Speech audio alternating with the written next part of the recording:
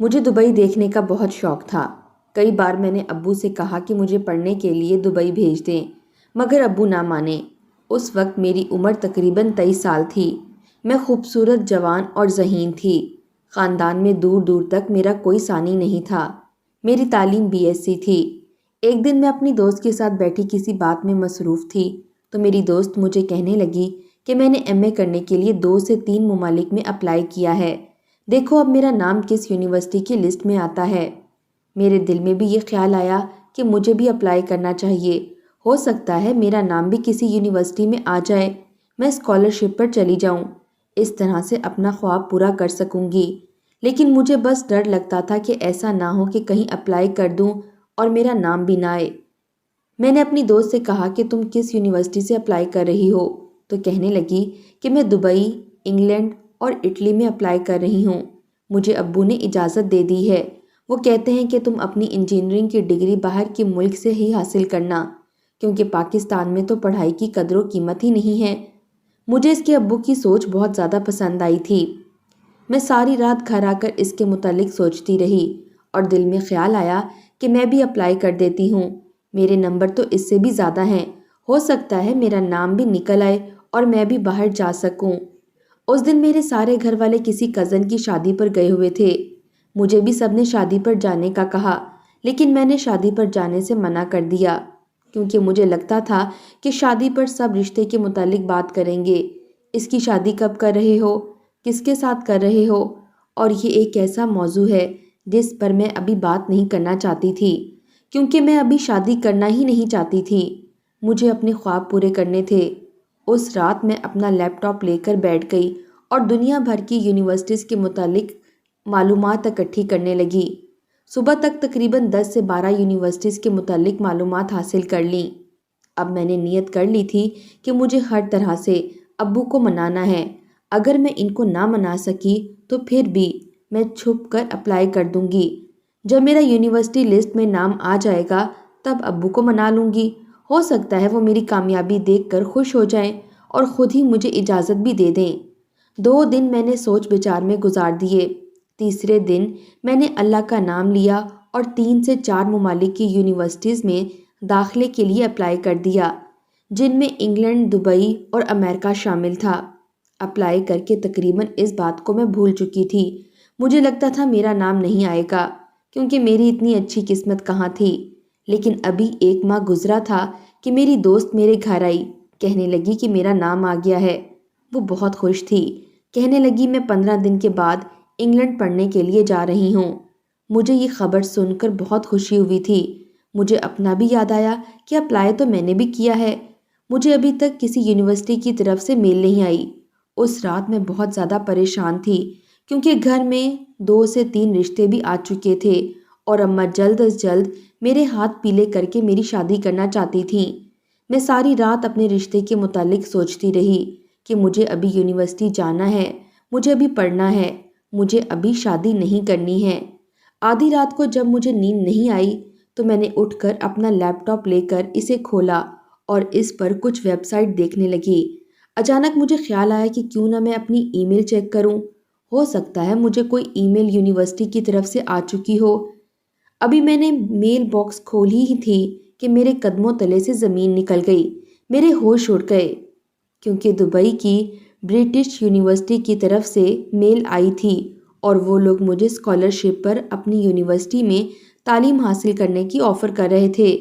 یہ خبر پڑھ کر میں اپنی خوشی قابو میں نہ رکھ سکی۔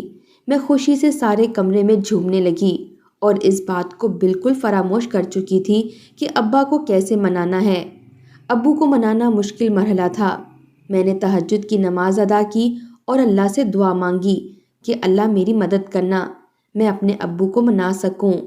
اگلے دن ابو اکیلے تھے۔ میں خاموشی سے ان کے قریب جا کر بیٹھ گئی، غور سے ان کے چہرے کو دیکھ رہی تھی کہ کیا مجھے یہ بات کرنی چاہیے یا پھر خاموشی اختیار کر لینی چاہیے۔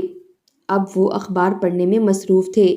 وہ مجھے یوں دیکھ کر گویا ہوئے کہ کیا مسئلہ ہے، اس طرح کیوں پریشان ہو، کوئی بات کرنی ہے تو میرا بیٹا تم مجھ سے بات کر سکتی ہو۔ ابا، میں تو آپ کی اکلوتی بیٹی ہوں، کہ آپ کے دل میں یہ خیال نہیں آتا کہ مجھے اپنی بیٹی کو اعلیٰ تعلیم دلوانی چاہیے اور اسے پڑھا لکھا کر کچھ بنانا چاہیے؟ تو وہ مجھ سے کہنے لگے، بیٹا میں تو چاہتا ہوں کہ تم آگے پڑھو لکھو، اپنا مستقبل بناؤ، مگر تم نے تو BSc کے بعد خاموشی اختیار کر لی۔ میں تو سمجھا تھا کہ تم آگے پڑھنا نہیں چاہتی، اس لیے تم پر کوئی دباؤ نہیں ڈالا۔ آج کل کے دور میں اولاد کو اس کی مرضی کے مطابق ہی پڑھانا چاہیے۔ اگر ہم ان پر زیادہ زبردستی کریں گے تو ان کا انجام بہت غلط ہوتا ہے۔ ان کی بات سن کر مجھے بہت ڈھارس ملی۔ میں نے کہا، میں آپ سے کچھ مانگ سکتی ہوں؟ تو وہ کہنے لگے، کیوں نہیں بیٹا، تم میری بیٹی ہو، تم مجھ سے نہیں مانگو گی تو اور کس سے مانگو گی؟ میں تمہیں دوں گا۔ میں نے بغیر کسی تمہید کے کہا کہ ابا، میرا دبئی میں برٹش یونیورسٹی میں داخلہ ہو گیا ہے اور وہ لوگ مجھے اسکالرشپ پر دبئی بلا رہے ہیں۔ کیا میں دبئی اپنی انجینئرنگ کی ڈگری حاصل کرنے کے لیے جا سکتی ہوں؟ پاکستان میں ڈگری تو ردی کے بھاؤ ہے۔ ابو میری بات سن کر تھوڑا پریشان ہو گئے۔ مجھے کہنے لگے کہ بیٹا، تم اپنے پاکستان میں رہ کر بھی تعلیم حاصل کر سکتی ہو، دوسرے ملک کے حالات بہت خراب ہیں۔ تو میں نے ان سے کہا کہ پاکستان کے حالات کون سے اچھے ہیں، یہاں پر بھی تو سب کچھ ویسا ہی ہے۔ ہمارے ملک کا دفاع تو وہ اپنے ملک کا دفاع کرنے لگے کہ پاکستان جیسا بھی ہے اپنا ملک ہے۔ تم ایک کام کرو کہ تم اسلام آباد میں قائد اعظم یونیورسٹی میں داخلہ لے لو، وہ پاکستان کی بہترین یونیورسٹی ہے اور اس یونیورسٹی میں تم پڑھ کر کبھی بھی ناخوش نہیں رہو گی۔ لیکن ابا، یونیورسٹی کی طرف سے مجھے آفر ملی ہے، تو کیوں میں ایک موقع اپنے ہاتھ سے جانے دوں؟ آپ پلیز مجھے اجازت دے دیں، میں کبھی آپ کا نام خراب نہیں کروں گی، آپ کو اپنی بیٹی پر ہمیشہ فخر رہے گا۔ مگر ابو شاید مجھے اس طرح کی اجازت دینے کے موڈ میں نہیں تھے۔ انہوں نے کہا کہ ہم مزید اس بارے میں کوئی بات نہیں کریں گے، تم قائد اعظم یونیورسٹی کل چلی جاؤ، تمہیں مکمل سپورٹ مل جائے گی، لیکن باہر کے ملک جانے کی بالکل بھی اجازت نہیں ہے، اور خاص کر کے دبئی میں تو بالکل بھی نہیں۔ مجھے دبئی بالکل بھی پسند نہیں ہے۔ ابو ہمیشہ دبئی کی مخالفت کرتے تھے۔ اس دن جب اماں گھر لوٹی تو انہوں نے کہا کہ میں روزینہ کی جلدی شادی کرنا چاہتی ہوں تاکہ میں اپنے فرض سے سبکدوش ہو سکوں۔ میں اس بات کو سن کر غصے میں آ گئی۔ میں نے جا کر فوراً ابو کے سامنے شرط رکھ دی، اگر آپ نے میری شادی کرنی ہے تو پھر مجھے دبئی جانے کی اجازت دے دیں۔ آپ میری منگنی کر دیں، میں دبئی سے انجینئرنگ کی ڈگری حاصل کر کے واپس آؤں گی، تب آپ لوگ میری شادی کر دیجیے گا۔ اگر آپ میری بات مان لیں گے تو میں آپ کا یہ رشتہ قبول کر لوں گی، لیکن اگر آپ لوگ مجھے پڑھنے کے لیے اجازت نہیں دیں گے تو بھول جائیں، میں ابھی شادی کروں گی۔ یہ بات سن کر ابو سوچ میں پڑ گئے تھے۔ 2 دن تک میں نے امی ابو سے کوئی بات نہیں کی۔ امی نے مجھے بلانے کی کوشش کی تو میں وہاں سے اٹھ کر چلی جاتی۔ میں جانتی تھی وہ زیادہ دیر مجھ سے ناراض نہیں رہ سکتی، مجھے جلدی منانے کے لیے کوئی نہ کوئی ایسا قدم اٹھائیں گی جو یقیناً میرے ہاتھ میں ہوگا۔ پھر ایسا ہی ہوا۔ تیسرے دن ابو نے مجھے اپنے کمرے میں بلایا اور کہنے لگے کہ اولاد ماں باپ کو کتنا مجبور کر دیتی ہے۔ میں نہیں چاہتا تھا کہ تم دوسرے ملک میں جاؤ، اور پھر دبئی تو مجھے شروع سے ہی ناپسند ہے، مگر تم نے بیٹا ہمیں مجبور کر دیا ہے کہ ہم تمہیں پڑھنے کے لیے دبئی بھیج دیں۔ لیکن اگر ایک بات تم ہماری مان لو تو تم کسی اور یونیورسٹی میں کسی اور ملک میں اپلائی کرو، میں نہیں چاہتا کہ تم دبئی جاؤ۔ مگر ابا، مجھے صرف برٹش یونیورسٹی میں ہی موقع ملا ہے، کسی اور یونیورسٹی میں میرا نام نہیں آیا۔ ابا شاید میری بات کو سمجھتے تھے، اس لیے انہوں نے مجھے جانے کی اجازت دے دی۔ یہ سن کر امی پریشان ہو گئیں، وہ مجھے نہیں جانے دینا چاہتی تھیں۔ ان کو لگتا تھا کہ اب وہ گھر میں اکیلی رہ جائیں گی اور وہ مجھے ہمیشہ کے لیے کھو دیں گی۔ وہ مجھے کہتی تھیں کہ مت جاؤ، اگر تم جاؤ گی تو میں مر جاؤں گی اور کبھی تم واپس نہیں آؤ گی۔ میں نے اماں کو سمجھایا، فکر نہ کریں، میں آپ کو فون کیا کروں گی اور کبھی بھی آپ کو ایسا موقع نہیں آنے دوں گی جس سے آپ کی تربیت پر حرف آئے۔ 2 دن کے بعد میری دبئی روانگی ہو گئی۔ جانتی تھی کہ امی اور ابو خوش نہیں ہیں، لیکن مجھے اپنے خواب پورے کرنے تھے۔ میں ان کو چھوڑ کر دبئی کی سرزمین پر قدم رکھ چکی تھی۔ میں نے سب سے پہلے دبئی دیکھنے کا ارادہ کیا تھا، تو یہاں پر میرے دوست بھی آن لائن تھے۔ میں ان کو فون پر اپنے دبئی آنے کے متعلق آگاہی دے چکی تھی۔ یہاں پر رہنے کا انتظام پہلے ہی ابا اپنے کسی دوست کے ذریعے کروا چکے تھے۔ میں رہنے کے لیے ابو کے انتظام کے اندر رہائش پر چلی گئی۔ 2 سے 3 دن میں نے یونیورسٹی کی معاملات ختم کیے۔ جب میری کلاسز سٹارٹ ہوئیں تو میری دوستی وہاں موجود پاکستانی لڑکیوں سے ہوئی تھی۔ وہ بھی پڑھائی کے سلسلے میں وہیں آئی تھیں۔ اپنا کوئی دیار غیر میں مل جائے تو انسان کو بہت خوشی اور اطمینان ہوتا ہے۔ باقی سب تو ٹھیک تھا، لیکن ہماری کلاس کا ایک لڑکا چند دن سے مجھے بڑی عجیب و غریب نظروں سے دیکھ رہا تھا۔ پہل تو مجھے لگا شاید میں دیکھنے میں بہت خوبصورت ہوں، اس لیے یہ مجھے دیکھ رہا ہے، لیکن اس کی نظروں میں عجیب سی تیزی تھی، بڑی بے باک سی نظریں تھیں کہ میں اب اس کی نظروں سے الجھنے لگی تھی۔ ایک بار میں لائبریری میں اپنی مطلوبہ کتاب ڈھونڈ رہی تھی، جب وہ لڑکا بھی وہیں بالکل میرے پیچھے کھڑا ہو گیا۔ میں اپنے دھیان کتاب دیکھ رہی تھی جب کسی کی سانسوں کی آواز میرے کانوں میں ٹکرائی۔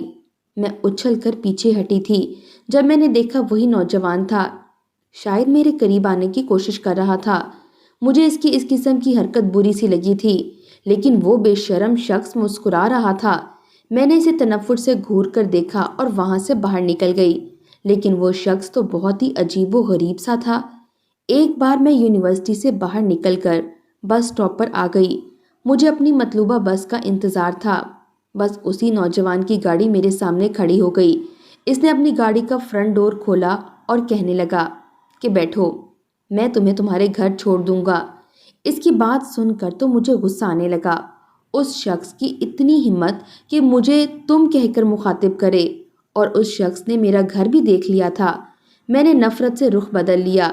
ایسے شخص کو جواب دینا بھی اپنی توہین سمجھتی تھی۔ میرے اس طرح کے سخت رویے پر وہ ہنسنے لگا، کہنے لگا جب سے یونیورسٹی آنے لگی ہو خود کو بڑی شریف ظاہر کرتی ہو، تمہاری اصل اوقات کیا ہے اگر میں سب کو بتا دوں تو کوئی بھی لڑکی تمہیں اپنے پاس بٹھانا پسند نہیں کرے گی۔ بڑی حقارت سے اس شخص نے مجھ سے یہ کہا تھا۔ میں نے بڑی مشکل سے اس کی یہ بات ضبط کی تھی۔ پھر اس نے گاڑی کا فرنٹ ڈور کھولا، کہنے لگا بہت ہو گئی تمہاری ڈرامے بازی، چلو آؤ اور بیٹھو گاڑی میں۔ اس کی باتیں میری برداشت سے اب باہر ہو چکی تھیں۔ میں نے 2 قدم آگے بڑھائے اور اس کے فرنٹ ڈور پر جا کر کھڑی ہو گئی۔ بہت زور سے میں نے اس کی گاڑی کا دروازہ بند کیا اور فرنٹ شیشے سے اس کو دیکھ کر نہایت سخت لہجے سے کہا، آئندہ تم نے اگر میرے سامنے یہ گاڑی کھڑی کر کے کوئی بھی بکواس کی تو میں تمہاری کمپلین پرنسپل سے کر دوں گی۔ یہ کہہ کر میں وہاں رکی نہیں۔ میری بس آ چکی تھی، میں اس میں بیٹھ کر چلی گئی، لیکن میں نہیں جانتی تھی کہ اگلے ہی روز وہ شخص اپنی ساری حدیں ہی بھول جائے گا۔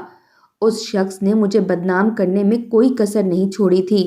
نہ جانے وہ کون سی تصویریں اپنے موبائل سے اسٹوڈنٹس کو دکھا رہا تھا۔ اسے دیکھ کر لڑکیاں مجھے عجیب و غریب نظروں سے دیکھنے لگیں اور لڑکیاں مجھے بڑی گندی نظر سے دیکھنے لگیں۔ جب میں اپنی ساتھی لڑکیوں کے ساتھ بیٹھنے لگی تو انہوں نے صاف انکار کر دیا کہ تم ہمارے ساتھ نہ بیٹھو، ہم تم جیسی لڑکیوں سے کوئی تعلق نہیں رکھنا چاہتے۔ میں حیران پریشان تھی کہ ایسا بھی انہوں نے کیا دیکھ لیا ہے کہ وہ مجھے برا بھلا سمجھ رہی ہیں۔ میرا جی چاہا کہ میں ساری پڑھائی اور تعلیم بیچ میں ہی چھوڑ کر واپس پاکستان چلی جاؤں۔ میں بس اسٹیشن پر بڑی ضبط سے کھڑی تھی جب وہ کمینہ انسان پھر سے اپنی گاڑی میرے سامنے کھڑے کر چکا تھا۔ اس بار وہ گاڑی سے نیچے اتر کر میرے پاس آ گیا، کہنے لگا دیکھ لیا اپنا اصلی روپ، تمہاری اصلیت جان کر لوگ تمہارے پاس بیٹھنا بھی پسند نہیں کرتے۔ میں یہ سوچ رہی تھی کہ ایسا بھی کیا اس نے لوگوں کو دکھایا ہے اور کیوں یہ شخص میرے پیچھے پڑا ہے۔ میں ابھی اسی شش و پنج میں مبتلا تھی کہ وہ شخص کہنے لگا، رات کو تو تم اپنے بڑے دلکش انداز مجھے دکھاتی ہو، میری جیب میں پیسے دیکھ کر میرے آگے پیچھے گھومتی ہو۔ میں اس کی بات سن کر جتنا حیران ہوتی اتنا کم تھا۔ میں نے کہا تم ہوش میں تو ہو، میں تم جیسے لڑکوں سے بات تک کرنا پسند نہیں کرتی۔ تم نے اچھا بہانہ بنایا ہے لڑکیوں کو اپنے جال میں پھنسانے کا۔ یقیناً تم نے میری تصویروں کو مجھ سے چھپ کر کھینچ لیا ہوگا اور اسے غلط طریقے سے ایڈٹ کر کے اب تم لوگوں کو دکھا کر مجھے غلط اور جھوٹا ثابت کر رہے ہو تاکہ میں تمہارے جھانسے میں آ جاؤں گی۔ تو تم غلط سوچ رہے ہو۔ میری بات سن کر اس نے بڑی حیرت سے مجھے دیکھا تھا، پھر اپنی جیب سے اپنا موبائل نکال کر آن کر کے میرے سامنے رکھ دیا۔ اسے دیکھ کر تو میرے ہوش ہی اڑ گئے تھے۔ میں نے برجستہ اس شخص کی طرف دیکھا، وہ اس قدر گھٹیا بھی ہو سکتا تھا؟ آخر وہ شخص کیوں میرے ساتھ یہ کر رہا تھا؟ میں نے اس کا موبائل چھین کر زور سے زمین پر پھینک دیا۔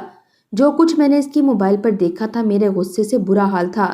میں نے اس کا گریبان پکڑ کر اسے زور سے جھنجھوڑا کہ اس کی شرٹ کے کئی بٹن ٹوٹ چکے تھے۔ وہاں ایک اچھا خاصا تماشا سا لگ گیا تھا۔ اس شخص کو بھی شاید میرے اس شدید قسم کے رد عمل کی امید نہ تھی، اس لیے ہونک سا ہو گیا تھا۔ میں واپس آ کر رونے لگی۔ میں نے کچھ اس کے موبائل پر دیکھ لیا تھا۔ میں اب یونیورسٹی جانے کے قابل نہیں رہی تھی۔ میری تعلیم اور دبئی کی ڈگری کا خواب اندھیرا ہی رہ جانا تھا، کیونکہ جس قسم کی جھوٹی اور غیر اخلاقی ویڈیو وہ میری سب کو دکھا چکا تھا، میں لوگوں کا سامنا تک نہیں کر سکتی تھی۔ مجھے ابھی بھی یہ بات سمجھ نہیں آ رہی تھی کہ وہ کیسے میرے ساتھ اتنا گھٹیا پن کر سکتا تھا۔ میں نے اس کا بگاڑا کیا تھا؟ مجھے نہیں یاد کہ میں نے اسے کبھی کہا ہو۔ وہ تو خود ہی مجھ سے ایسا بے تکلف ہوتا تھا جیسے مجھے پہلے سے جانتا ہو۔ میں کافی دن یونیورسٹی نہیں گئی تھی۔ میں سوچ چکی تھی کہ واپس پاکستان چلی جاؤں گی، کہہ دوں گی ابو کو کہ مجھ سے مزید نہیں پڑھا جا رہا۔ ایک بار میں اپنی قریبی مارکیٹ چلی گئی، کچھ کھانے پینے کا سامان خرید کر جب میں کاؤنٹر پر آئی تو وہ لڑکی مجھے حیرت سے دیکھ رہی تھی۔ کہنے لگی، آپ نے اپنا پچھلا بل بھی نہیں دیا اور چوری بھی کی ہے۔ میں نے کہا، آپ کا دماغ تو نہیں خراب ہو گیا؟ میں کیوں چوری کرنے لگی؟ لیکن اس لڑکی نے میری کوئی بات نہیں سنی تھی اور مجھے پولیس کے حوالے کر دیا۔ میں بے حد پریشان ہو کر رہ گئی تھی کہ آخر میرے ساتھ یہ سب کیا ہو رہا ہے۔ مجھے ایک لیڈیز جیل میں بند کر دیا گیا۔ اگلے روز مجھے یہ کہہ کر چھوڑ دیا گیا کہ اگر آئندہ میں نے چوری کی تو مجھ پر سخت ایکشن لیا جائے گا۔ میں تنگ آ چکی تھی۔ پہلے اس شخص کی حرکتوں نے مجھے ہراساں کر کے رکھ دیا تھا، اور وہ اسٹور والی کاؤنٹر پر بیٹھی لڑکی نے مجھ پر جھوٹا الزام کیوں لگایا تھا؟ میں انہی سوچوں میں تھی جب میں نے اپنے فلیٹ کا دروازہ کھولا تو سامنے اسی نوجوان کو دیکھ کر میرا خون کھول اٹھا۔ وہ میرے فلیٹ کے اندر کیسے موجود ہو سکتا تھا؟ مجھے 100% یہ یقین ہونے لگا کہ یقیناً اسی شخص نے اس کاؤنٹر والی لڑکی کو پیسے دے کر مجھ پر الزام لگایا ہے۔ نہ جانے اس شخص کو مجھ سے کیا خار ہے۔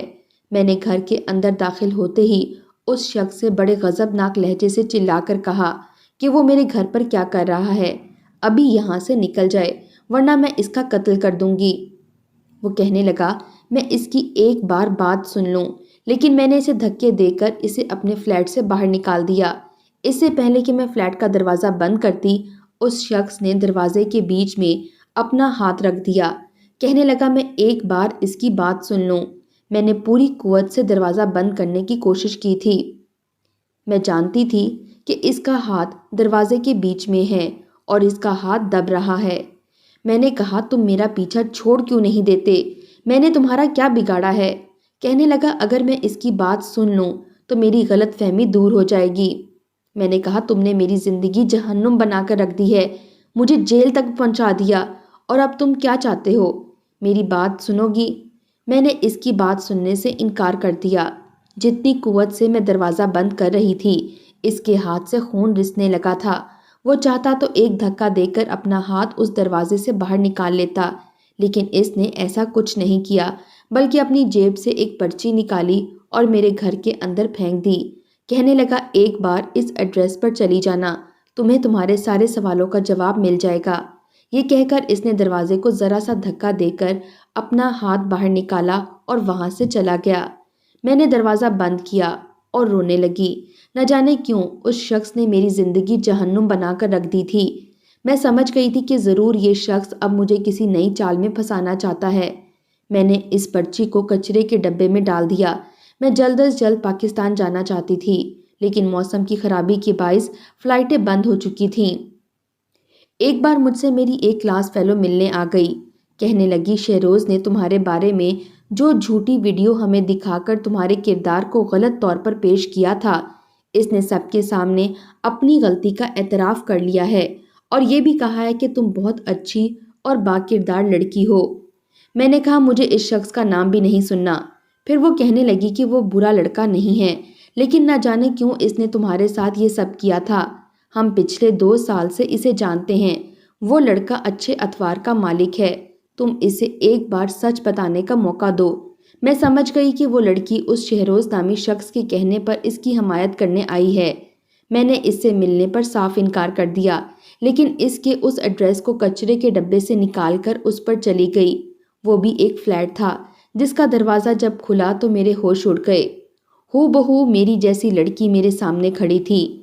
میری اور اس کی شکل میں ذرا برابر بھی فرق نہ تھا۔ جتنا میں اسے دیکھ کر حیران تھی اتنا ہی وہ بھی حیرت زدہ تھی۔ میں نہیں جانتی تھی کہ شہروز میرا پیچھا کرتے ہوئے وہاں پہنچا تھا۔ وہ بھی میرے پیچھے ہی کھڑا تھا۔ سامنے کھڑی لڑکی سے کہنے لگا، روزی ہمیں اندر آنے دو۔ اس کی آواز اپنے عقب سے سن کر مجھے معلوم ہوا تھا کہ وہ میرے پیچھے چھپا ہوا تھا۔ وہ لڑکی پیچھے ہٹ گئی۔ وہ میرے ساتھ ہی اندر داخل ہوا اور ہم تینوں صوفے پر بیٹھ گئے۔ بات شہروز نے ہی شروع کی تھی۔ کہنے لگا، یہ روزی ہے، ایک ویشیا۔ یہ سن کر تو میرا دماغ گھوم کے رہ گیا تھا۔ کہنے لگا، میرا بڑا بھائی اس لڑکی کے عشق میں مبتلا ہو چکا تھا اور اپنی بیوی اور بچوں کی بھی پرواہ کرنا چھوڑ دی تھی۔ میں اکثر اس لڑکی کو یہی دھمکی دینے آتا تھا کہ وہ میرے بھائی کا پیچھا چھوڑ دے، لیکن یہ باز نہیں آتی تھی۔ میرا اس سے کئی بار اس بات پر جھگڑا بھی ہو چکا تھا۔ اس لیے جب میں نے تمہیں یونیورسٹی میں دیکھا تو مجھے بھی حیرت ہوئی تھی کہ تم اصل میں ہمارا گھر برباد کر رہی تھی اور یونیورسٹی میں معصوم اور نیک سیرت بن کر آتی تھی۔ مجھے لگا تم شاید کسی اور کو بیوقوف بنا کر اپنے جال میں پھنسانا چاہتی ہو، اس لیے میں تم سے گاڑی میں بیٹھنے کا کہتا تھا کہ تمہیں تمہارے اس عمل سے روک سکوں۔ پھر میں نے اپنے بھائی کے موبائل سے ایک ایسی ویڈیو نکالی جس میں وہ اس لڑکی کے ساتھ غیر اخلاقی پن کا مظاہرہ کر رہا تھا۔ میں نے تمہیں یہ لڑکی سمجھ کر وہ ویڈیو دکھائی تھی، لیکن تمہارا جارحانہ رویہ دیکھ کر، تمہارے آنسو دیکھ کر میں نے تمہارا پیچھا کیا تھا۔ تمہارا دوسرا فلیٹ دیکھ کر مجھے حیرت ہوئی تھی۔ تمہارے بارے میں تحقیق کرنے کے بعد تو میری عقل ہی دنگ رہ گئی تھی۔